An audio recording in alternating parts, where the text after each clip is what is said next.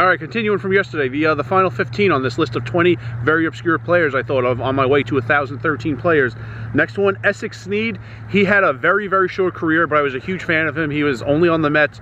In the same game, he had his first base hit, which was a pinch hit in the 9th, and 2 innings later in the 11th, he had a walk-off in extras. So same game, first major league hit, first major league home run. The home run was a walk-off in extras. Next guy, Jose SATA, C-E-D-A. Let me get...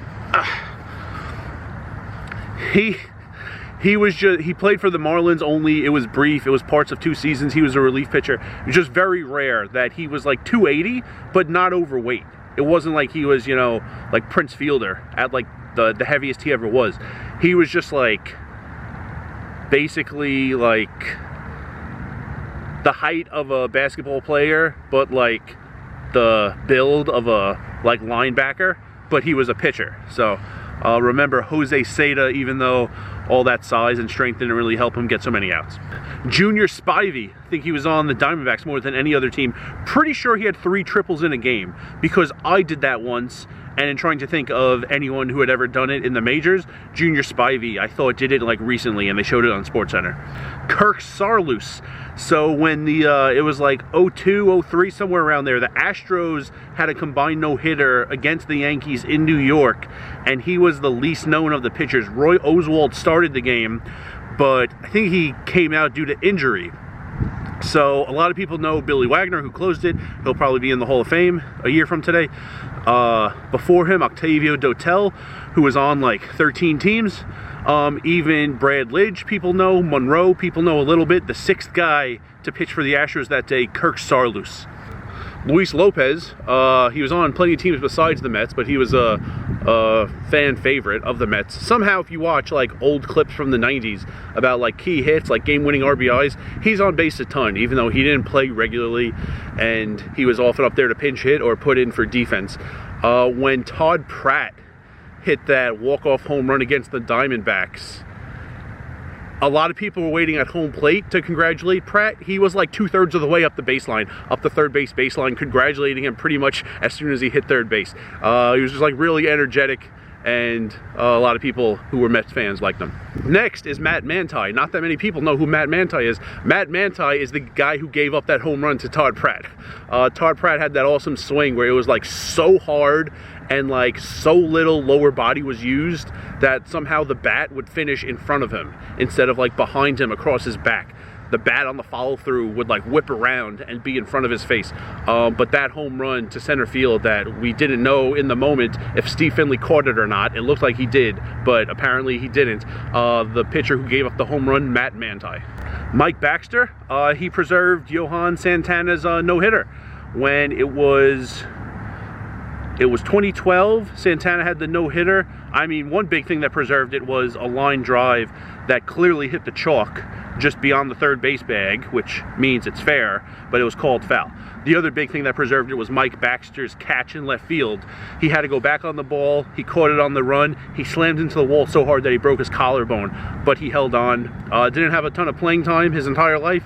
He was on the Dodgers briefly after, but he preserved the no-hitter. Mike Glavin, just everyone knows Tom Glavin. Hall of Fame, 300 wins, mostly with the Braves. He was also on the Mets. He got his 300th win with the Mets. His brother, everyone knows Tom Glavin. His brother, Mike Glavin, very briefly on the Mets. I think he had like 8 games with the Mets in late 2003 in the September call-ups. Nick Evans is an interesting one. He was on the Mets. He was also on the Diamondbacks. He came up in his debut. He had 2 doubles. There were high hopes for him. Never really panned out. Didn't get a ton of playing time either. But when he was on the Diamondbacks at the end of his career, during a game, while he's playing for the Diamondbacks, his agent got him a better contract to play in Japan. So he had to be removed from the game and instantly leave the stadium and get on a flight to Japan because he was like playing like the next day in Japan or something. Usually, like there are trades sometime at the trade deadline and guys are playing and they get removed so they can't get hurt. But he had to be removed and like instantly on a flight to Asia. Omar Santos, backup catcher. A lot of these people are Mets. Backup catcher for the Mets. He had the first grand slam at Citi Field. The first home run at Citi Field was given up by my second favorite player ever, Mike Pelfrey, former Wichita State great. the first batter ever at Citi Field was Jody Garrett, and he hit a home run off Mike Pelfrey. It was very quick, but the first Grand Slam was about a month into Citi Field's existence, and it was Omar Santos who hit it. Richie Hebner, so he was on the Pirates, he was on the Mets. He, in the offseason, was a gravedigger, and you might be thinking, did he play in the 1800s? Because a lot of guys back then had 2 jobs. No, he played in like the 1970s, and still, even that recently, in the offseason, he was a gravedigger. All right, next one, Robert Person. He's hilarious because he was involved in one of the greatest trades the Mets ever had. So John Olerud was on the Blue Jays, and Cito Gaston, the moron that he is, didn't want John Olerud and Carlos Delgado on the same team because they're both first basemen. For one, you have the luxury of the DH in the American League. At the time, only the American League. Delgado could DH and Olerud can play first base every day. That's an amazing 2 players to have in your lineup. Also, just find some place to put one of them. I don't know, put Delgado at third. Who cares? Put him in right field. Who cares? He just wanted to get rid of Olerud. He said the reason is Olerud isn't good because he's not aggressive enough. All right, his thing wasn't hitting 55 home runs a year. That would be like saying Steph Curry's not a good basketball player because he doesn't dunk enough. He did what he did, and he did it extremely well. He was a contact hitter with some power, like the highest level of clutch, and he was a Gold Glove first baseman, but Cito Gaston didn't want him on the team, so he was willing to get rid of him for basically nothing. The Mets traded Robert Person to get John Olerud. No other players, no money involved. That was it. Ron Wright had one of the worst careers of all time. He was on the Mariners. He had 1 game in his life. He went 0 for 3, and I think he hit into 6 outs. I think he struck out, then hit into a double play, then hit into a triple play. The triple play wasn't totally on him. It was definitely going to be an out and probably a double play anyway. Ruben Sierra, who was on third base and not forced home on the play, had one of the worst base running decisions of all time. And the Rangers wound up with a triple play on Ron Wright's final at bat of the day. But yeah, 0 for 3, hitting into 6 outs, and that was the only game of his career. Shawn Gilbert. No one knows who Shawn Gilbert is. He was on the Mets, the Cardinals, and the Dodgers.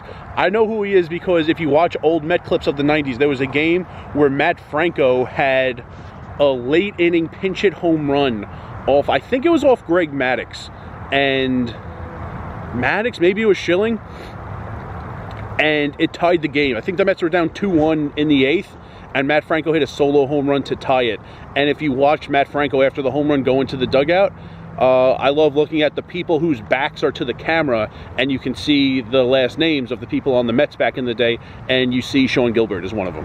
And last one before I get out of here, Tim Speer. Speer not even spelled the way you would think. S-P-E-H-R, backup catcher. The Mets had Todd Hundley.